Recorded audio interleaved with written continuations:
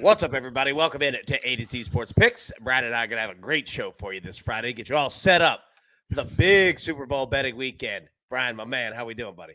Doing good, man. Fired up for the game. Fired up for some hoops tomorrow. Some NBA tonight. Let's do it. Let's do it indeed, man. Everybody, welcome in A to Z Sports Picks. I'm Alan Bell, CBS Sportsline, alongside Brian Edwards of VegasInsider.com. A to Z Sports Picks is brought to you every Friday by BetMGM, the king of sportsbooks. Listen, right now, all right, BetMGM Refer a Friend invitation. Score a $50 bonus when your friend signs up via your invitation, all right? They get $50 too, and you can refer up to 20 friends for up to $1,000 in bonuses. Brian, how nice would that be? $1,000 free to bet on the Super Bowl. Really nice. Really nice. It would be indeed, man. Everybody, make sure that's BetMGM, the king of sportsbooks. Visit BetMGM.com for terms and conditions. Must be 21 years or older. Must be present in the state of Tennessee. For gambling problem support, call the Tennessee Red Line at 800-889-9789. All right. So, Brian, let's get into it, okay? Super Bowl 57, Sunday, all right? Eagles, Chiefs. Eagles 1.5-point favorite, total around 51. So, we're going to break this game down in a lot of different ways, all right? Let's start first, just spread and total. And these don't have to be official plays. If they are, say it. But, let's just take it from a spread and total perspective. I'll tell you what, I'll go first. The total, even though I feel like this game can go a million different ways, I'm not betting it because I've got a different way of looking at it, but it would be under or nothing for me for the total. What do you think? I'm just passing on the total. Yeah. I just want to concentrate on the side. I have a pregame pick on the side. You want me to go ahead and tell you my side pick? Yeah, let it rip. Yeah, so I'm going to go with Philadelphia on the money line, which I was able to get it at minus 120. If you can't get it at minus 125 or cheaper, you're probably best just lay the 1.5. Or, if you're worried about them winning by one, maybe buy the half point for, minus one at minus 120. But hopefully you can get the money line at minus 125 or cheaper. Look, I'm going with the Eagles because they're 16-1 when Hurts plays. They've got the number one pass defense in the NFL, and Kansas City is banged up at the receiver position. No McCole Hardman, Kadarius Toney, and Juju Smith-Schuster are trending toward playing, is what we've been told, but they are banged up. I know Kadarius. Normally, when he has an injury, it takes more than 2 weeks for him to get right. I'm sure he's going to try to play, but how long will they last? Are they close to 100%? I know. I hate to say anything bad about it because I love him, but I kind of question whether they're going to be 100% healthy. So we'll see on all that. But Philadelphia, number one pass defense, and in the regular season, they had more sacks than anybody in the NFL, 70 total. And the second most sacks in the NFL was Kansas City, but it was 55. It was 15 fewer. And, I think Hurts is going to be able to scramble better than Mahomes because I don't think Mahomes is 100%. But he can play great. I mean, his performance was fantastic, spectacular, and courageous in the AFC Championship game. But they still only scored 23 points in that game. So, anyway, I'm going to go with Philly. It's not a huge opinion, but I do want to be clear. It is a much larger play than my prop bets. My prop bets are small plays. Now, with one exception, and I think we talked about it last week. My Eagles team total over in the first half. I think you want it too, or you liked it as well. Yep. That one I'm doing for more than the other props, but not quite as much as my Philly on the side. But last thing on this on the side. I'm not going to be hesitant if Philadelphia gets out to a 10-0 lead, 14-0 lead, to come back with a little bit on the Chiefs if I can get them as an underdog of like 5 or 6 or better live. So I may end up doing that if that opportunity presents itself. It may not. So there's my thoughts on the side in total. If it presents thyself. All right, look. So looking at the spread, I'm with you. I think whichever way you're going to go, just take the money line. If you're taking the Chiefs, obviously, take the points. But Eagles, if you're taking the Eagles, like if you can get it affordable, take the money line. I'm with you. I'm taking the Eagles. I think that they're the better offense. I think that they are the better offensive line. I think they're the better defense. Like, I think they're more healthy. Like, just go down the list. I mean, you nailed it. Like, I don't have to double down. Like, I think the Eagles are in a better spot. That being said, the Chiefs are the most dangerous team to do that against. Now, also understand, and we're going to get into this in the props in just a second. Like, you kind of hinted on it. The Chiefs are different than what the Chiefs have been. Like, their offense is different. This is not hit Tyreek Hill for a 67-yard touchdown, like play number one. Like, this offense is 12 plays, methodical, chew clock, run the ball. I'm not saying they can't hit you deep. They can, but this is not how they've been operating, right? So that's kind of why I leaned towards the under, even though, I've got a different way of playing it. But yeah, like I'm with you, Eagles money line. Now, let's get into props, okay? So there are a million ways to go with this. And I'll tell you what, I'm going to throw mine out here. All right. I love your thoughts on it or on them. And then you do the same, break down yours. Sound good? So, like you said, Eagles first half team total over 12.5. I'm playing it. Chiefs second half team total over 12.5. I'm playing it. Instead of playing the over, both teams to score 20 plus points, minus 130. What do you think? Well, I said last week I liked it. Wasn't it better odds last week? Wasn't it only minus 120? It's gone up. Yeah. Yeah, no, I agree with you. I think both teams score 20, and I'm not against the Chiefs. You said first half team total also, right? No, Chiefs second half. Oh, just second half on the Chiefs. I'm not against the Chiefs first half team total, but I'm definitely on the Eagles. And we just want my response to that. Just on that one. Yeah. I'll let you get through your other ones. So Jalen Hurts, longest rush, over 13.5 yards. We talked about it last week. Look, I know that Jalen Hurts hasn't really ran a ton throughout the playoffs. One, they've only had to play the first half in a month. Second, there was some protection there of not getting him hurt. Well, there's no tomorrow now. Like, if you got to go win a game, you got to win a game. You got to do whatever you got to do. So I think that Hurts is going to break one at least, for over 13.5. So I like that one. I also like Jalen Hurts to score a touchdown. I think that he's going to be viable in the red zone here. I'm not saying don't play Miles Sanders or anything like that, but I think Jalen Hurts is going to be active in the red zone running the ball. Be safe, protect it. Don't do anything dumb. So I'm going to take and if they're down at the one, we saw Sirianni's committed to the put. They've mastered that little push sneak. 100%. Bingo. I mean, that's exactly it, right? So yeah. I mean, he should not have been doing that actually, because he was putting. First off, the Niners were salty, bitter, and pissed. Yeah. And he was putting Hurts in harm's way when the game was already decided. Even when he shouldn't have been doing it, he was doing it. So that tells you, he's no doubt going to do it in this game. 100%. Dude, you're spot on. 100%. Right. Like, that's part of the game plan. Like, they're going to do that. So, yeah. So, I'm definitely taking Hurts to score. I'll say this. If you're taking Hurts to score a touchdown, I sprinkled, and I'm not saying that you have to do this, but you might want to look at Hurts 2+ touchdowns. It's plus 600.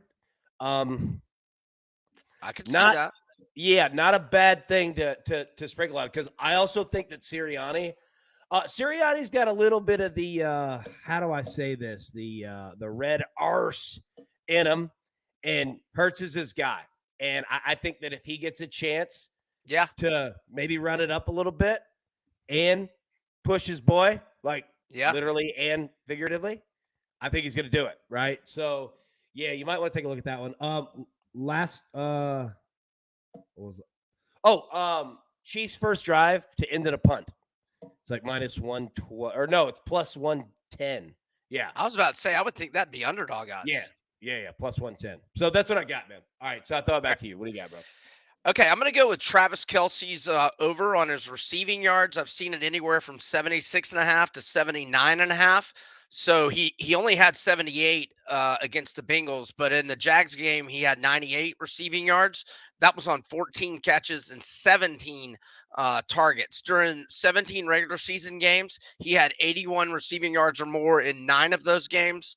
So he's had 78 or more in 11 of 19 games overall. I mean, this is the biggest stage. I think Mahomes is going to be leaning on him a lot. And that's around his average, around, 80-ish. And I think he's going to get more than his average. So Kelsey receiving yards over. This I think I mentioned a little bit last week. I'm going to go with Devontae Smith at either 12-1 or 13-1 to win, or I'm sorry, to score the very first touchdown of the game.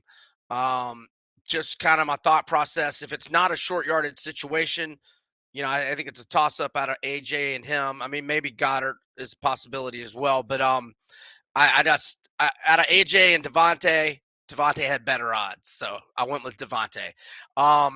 And odds to win MVP. So hear me out here on this, and you'll probably get a kick out of this, AB.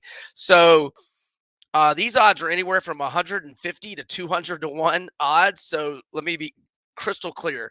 Your smallest minimum wager is what I'm suggesting, because this probably loses. But there is a potential route for this to come through. It would take some circumstances, but Gardner Minshew to win MVP. Obviously, it would take Jalen getting hurt, and he would probably have to get hurt in the first half. Yeah. Possibly early third quarter, maybe. And then if that happens, Gardner plays effectively, and the Eagles win. I think he has the ability and the moxie and the confidence to come in and play well if Hurts gets injured. And so, look, I mean, we're throwing Yeah, look, let me say this, and I didn't interrupt you. Like, keep going. It's actually not a bad strategy. Like, yeah. And I could say the same thing. Like, if somebody were on the Chiefs side and they wanted to apply it to Henny. Yeah. So he's he's 100-1. Keep going, yeah. No. I just wanted to let you know his odds are 100-1. Okay, and it appealed to me more. First of all, I think Minshew's better than Henny, and then Minshew's odds are greater. And although I think he's 100-1 because it's more likely that Mahomes gets hurt because he's already battling an ankle. True. But there's still the shoulder with Jalen. So again, just we're just taking a shot. Like I did Evan McPherson for MVP last year, and if they would have gotten one more first down, they would have been doing a 55-yard field goal to send it OT. And I think if he makes that and they win on a field goal in OT, I think he might have gotten MVP. So I'm just taking a shot. I like it. It's not like when it's understood that we're taking a shot with this, it's not a bad strategy at all. That's what I'm thinking. I dig it. All right. Give me a final score. Okay. All right. I'm going to go 27-24 Eagles. All right. By the way, I've gotten this right one time. The Arizona-Pittsburgh game, I got the exact score. That's the only time I've done it, though. Was that the one where James Harrison ran that fumble like 99 yards or something? Yes.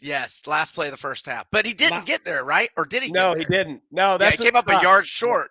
Yeah, my man was out of gas. Oh, yeah. Out of gas. Yes. I'm kind of the same. Like, I'm pretty much right there with you. I could see it being a little lower. I could see it being a little higher. Like, both of these offenses can chew a lot of clock. Both of these offenses can strike quick. Like, I'm so fascinated at how this game goes. Because also, we talk about the Chiefs and their offense being, like, slow, methodical. What if the Eagles come out and it's 14-0? Like, that goes out the window for Kansas City. You're going to have to speed the hell up. You don't get to just sit back and, play Cracker Barrel rocking chair. Like, you got to go. You know what I mean? So I'm fascinated with that. I'm fascinated with Mahomes, his passing attempts. If that game script comes into play, like the number's sitting at 38.5 completions, I think, are 25.5. Yeah, like the faster that the Eagles score, Mahomes' pass attempts are going to go through the roof, right? His yardage could go through the roof. Patrick Mahomes could throw for 350 yards and lose. You know what I mean? Like, that game script is definitely in play. So, all right, here's two questions. Then we'll talk about some basketball. Then we'll get out of here. All right, so the opening kickoff, touchback or no? Touchback is minus 170. No, it's like plus 150. Here's my thought process. if you're going to have to kick that ball through the end zone because it's the opening kickoff of the Super Bowl, I don't care if it's 109, it's coming out. You know what I mean? So I'm fascinated with that one. Love your thoughts in a second on that. And then number 2, first punt of the game. Fair catch or no? Fair catch is like minus 120. No is like plus 150.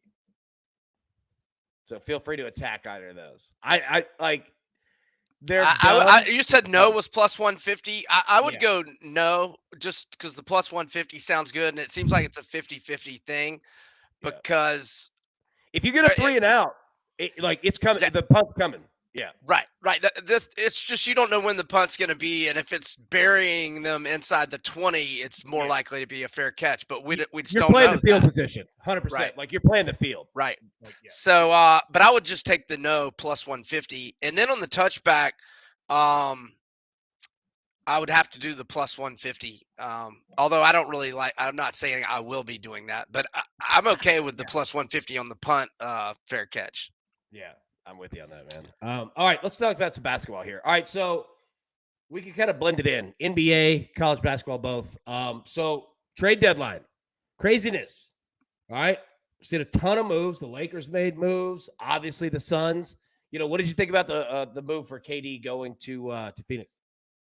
Well, I think it's one that if Phoenix, it's it's title or bust in the next 3 years. And he's got an outstanding, 4-pack, if you will. You talk about KD, Booker, Ayton, and Chris Paul, and they still got some other pieces like Landry Shamet's hurt right now, but he'll be back soon. He's a quality guard. But they gave up so much, 4 unprotected first rounders, and then 2 pick swaps.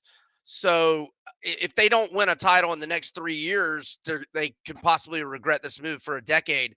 But I mean, I'm okay if you get the title. We'll see if they get the title. But they're definitely, I think, improved. But when you take account all these draft picks, and you give up Bridges and Cam Johnson are both 26 years old. They both are double-figure scorers, and Bridges is having a career year at 17 points per game. And change. And we saw some defense go east as well, right? Like, I'm fascinated to see like what Suns, because Suns totals, I mean, they're never really all that high. You know what I mean? I'm fascinated to see it. Keep going. Yeah, I thought that was interesting as well. Yeah. I didn't really have a lot more. I mean, I'm sure with Kyrie, I know that trade was earlier in the week, but I mean, he's just such a mercurial, moody. You just never know. But I mean, it could Dallas work. better have done a 1-year deal on that one. Like, that is not a long-term deal. I'd be signing up for it. Yeah, people are sticking up for him because Brooklyn wouldn't give it. Of course, Brooklyn wouldn't give him a long-term deal. He missed more games than he played in. I mean, who would? Why would anyone give Kyrie a long-term deal? Like, yeah, I agree. Yeah, so it's championship or bust for Phoenix. We shall see. I'm interested to see. My Hawks got Sadiq Bey, who averages better than 15 points a game for the Pistons. So maybe we'll have some scoring coming off the bench. So hopefully my Hawks will be improved. Other thought, I know some other teams, acquired some, not all stars, but some key pieces. So we shall see. Yeah, like shall see indeed. I mean, we still got the All-Star break. Like, we got plenty of time. All right, let's end it with college basketball here. All right. Oh, wait, I do have 2 NBA picks for tonight, though. Let her rip. We got. Okay. Actually, I have not looked to see if the odds have changed, but earlier this morning I took under 224.5 for Cleveland at New Orleans. The under is on, or has cashed in 3 straight for Cleveland. What did you have it at? 224.5. It's down to 222.5. Well, I don't like it as much at 222.5. I mean, like you got it at 224. I'm just saying. I was just giving an updated line. No. Oh no. I get it. I want to tell our listeners I don't like it as much. Maybe just a small play on it. But anyway, the unders on an 8-2 run for the Cavs. 7 of their last 10 games have had 216 combined or less. And when they played in Cleveland on January 16th, These teams played to 216 combined. So under 222.5 on New Orleans, Cleveland. Let's also go. Sacramento is back home after an 8-game road trip. Luka, after some reports that he was going to return tonight, told reporters about an hour ago he had some pain in his heel in a workout this morning. So now he's doubtful. So with that being the case, I'll take Sacramento -4 at home. They've won 4 of their last 6. In the 2 games they lost in their last 6, their star point guard De'Aaron Fox was out for personal reasons, and the Mavs are only 11-17, both straight up and ATS in 28 road games this year. So Sacramento -4 and the under on Cavs Pelicans. Nice. I like it. All right, college basketball. So we only have one ranked team in action tonight. Xavier at Butler. Yeah. Tomorrow, though, we got everybody that's ranked. We got West Virginia, Texas, Marquette, Georgetown, Kansas, Oklahoma, Alabama, Auburn, UConn, Creighton, Rutgers, not at the rack against Illinois, Duke, Virginia, Baylor, TCU, Missouri, Tennessee, Oklahoma State, Iowa State. You can just keep going down the list here. Arizona, Stanford. There's a ton of. Any thoughts that you have? We don't have lines, though. Right. Yeah. It's unfortunate. Part. Yeah, we don't have the lines. So we had them this time last week. I will throw out a couple of games. So if Texas is 5 or fewer at home to West Virginia, I'll probably be looking at the Longhorns.